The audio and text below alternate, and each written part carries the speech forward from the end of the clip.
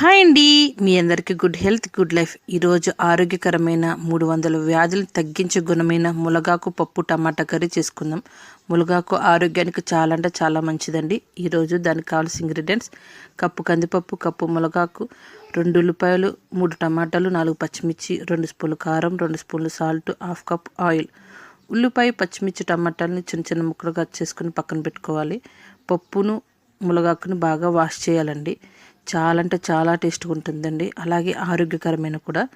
ఇప్పుడు ఒక సత్తు గిన్నె తీసుకుని ఉప్పు, కారం, ములగాకు, కందిపప్పు, పచ్చిమిర్చి, టమాటాలు వీటన్నిటి వేసుకుని పొయ్యి మీద ఒక అరగంట సేపు ఉడకబెట్టాలండి. సిమ్లో అరగంట సేపు ఉడికిన తర్వాత మీడియంలో ఒక 10 నిమిషాలు ఉడకబెట్టాలి. బాగా ఉడికిన తర్వాత తాలింపు వేసేయాలండి.